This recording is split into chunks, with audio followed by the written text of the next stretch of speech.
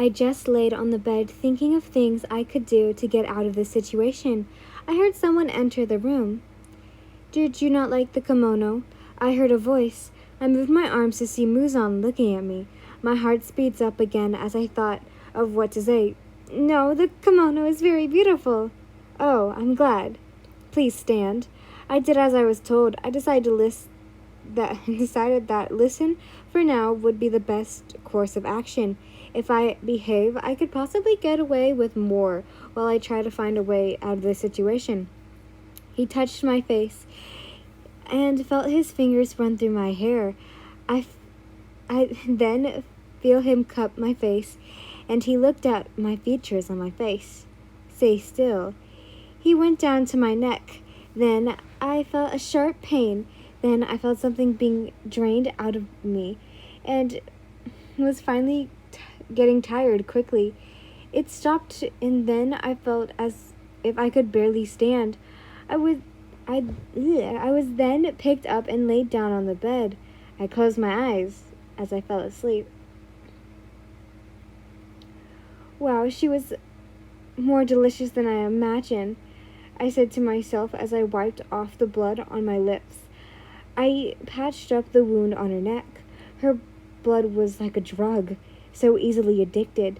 Then I take a moment to appreciate my queen. So gorgeous. Then I leave to go get back to work.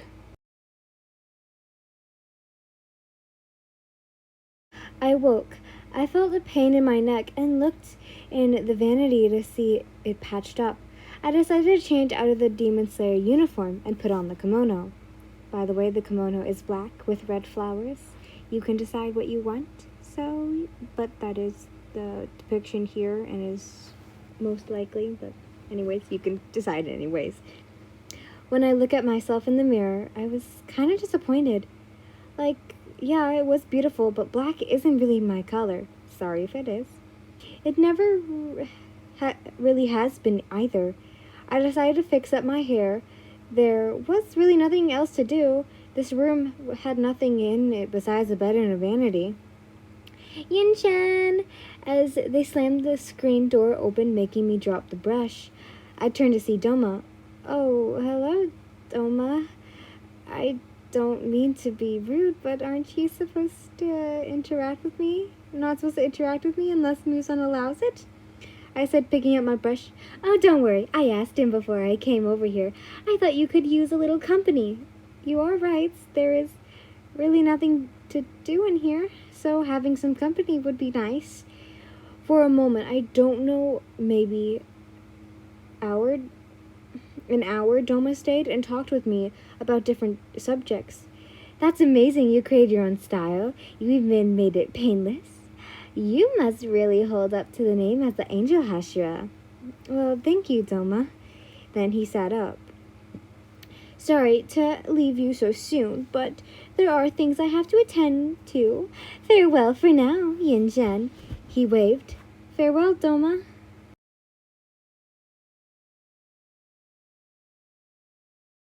Narrator's POV.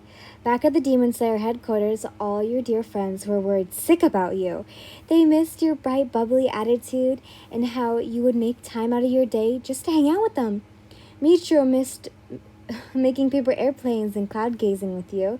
Shinobu missed your polite conversations with a cup of tea. Giyu missed going out to eat with you and playing Soji.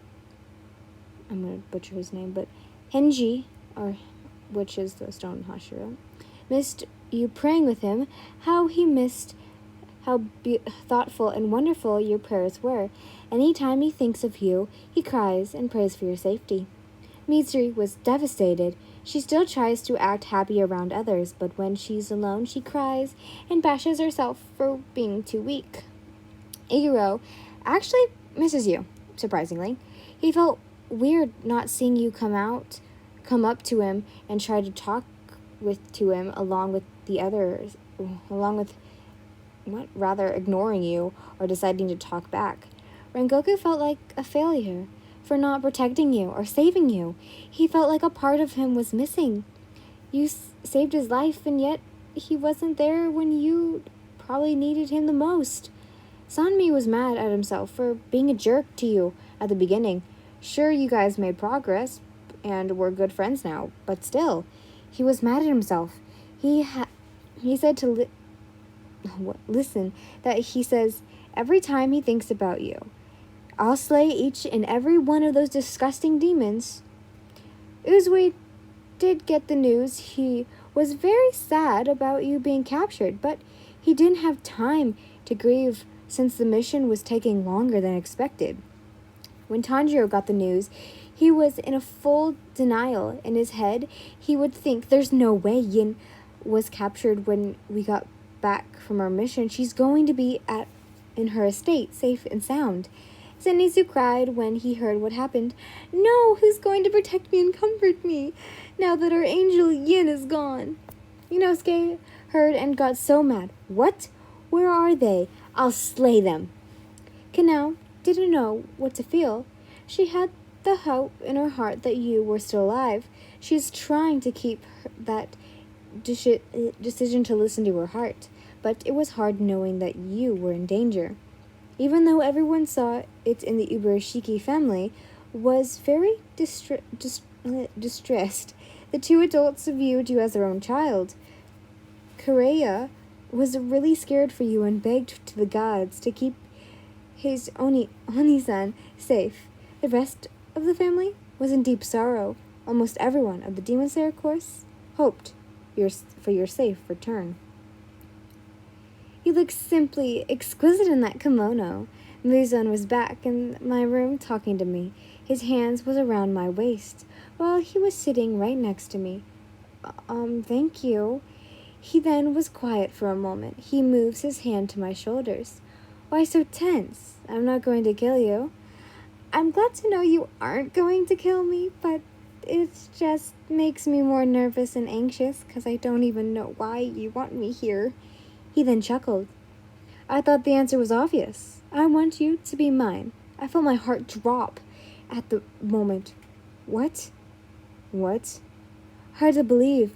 In all my life, I've seen plenty of women, but you? You are something else. I've never seen someone as beautiful as you. I never called it love at first sight. Oh, I would call it love at first sight.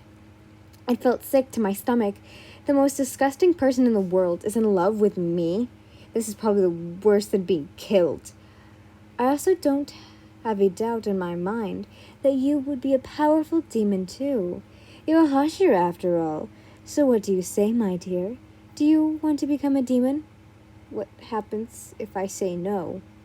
He chuckled evilly. I won't turn you into a demon. I want you to tell me you want to be a demon, 'cause I know soon you'll see things my way. I actually got pretty mad at that statement. He really thinks I'll ever agree to that? I crossed my arms and turned my head away from him. Humph. Feisty. Then he seems to stop for a moment. Then he looked irritated, but not at me, at something else. How disappointing. Well, I have to leave, but I'll be back. Don't miss me too much.